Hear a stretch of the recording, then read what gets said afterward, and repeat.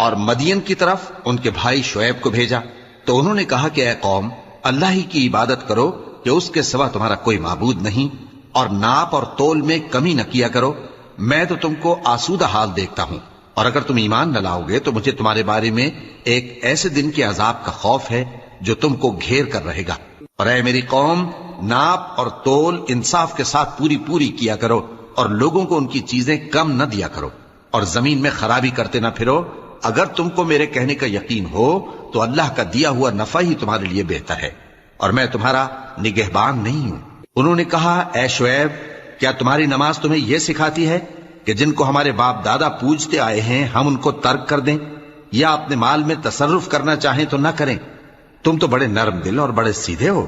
انہوں نے کہا کہ اے قوم، دیکھو تو اگر میں اپنے پروردگار کی طرف سے دلیل روشن پر ہوں اور اس نے اپنے ہاں سے مجھے نیک روزی دی ہو تو کیا میں اپنا فرض ادا نہ کروں؟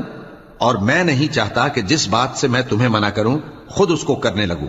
میں تو جہاں تک مجھ سے ہو سکے تمہارے معاملات کی اصلاح چاہتا ہوں، اور اس بارے میں مجھے توفیق کا ملنا اللہ ہی کے فضل سے ہے۔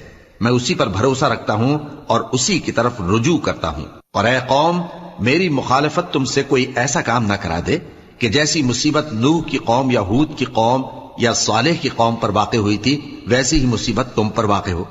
اور لوط کی قوم کا زمانہ تو تم سے کچھ دور نہیں، اور اپنے پروردگار سے بخشش مانگو اور اس کے آگے توبہ کرو، بے شک میرا پروردگار بڑا مہربان ہے، بہت محبت کرنے والا ہے۔ انہوں نے کہا کہ شعیب، تمہاری بہت سی باتیں ہماری سمجھ میں نہیں آتی، اور ہم دیکھتے ہیں کہ تم ہم میں کمزور بھی ہو، اور اگر تمہارے بھائی بند نہ ہوتے تو ہم تم کو سنسار کر دیتے، اور تم ہم پر کسی طرح بھی غالب نہیں ہو۔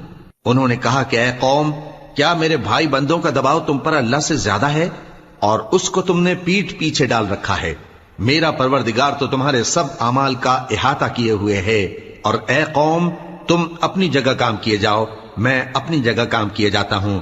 تم کو ان قریب معلوم ہو جائے گا کہ رسوا کرنے والا عذاب کس پر آتا ہے اور جھوٹا کون ہے، اور تم بھی انتظار کرو، میں بھی تمہارے ساتھ انتظار کرتا ہوں۔ اور جب ہمارا حکم آ پہنچا تو ہم نے شعیب کو اور جو لوگ ان کے ساتھ ایمان لائے تھے ان کو تو اپنی رحمت سے بچا لیا، اور جو ظالم تھے ان کو چنگھاڑ نے آ دبوچا، تو وہ اپنے گھروں میں اوندھے پڑے رہ گئے، گویا ان میں کبھی بسے ہی نہ تھے۔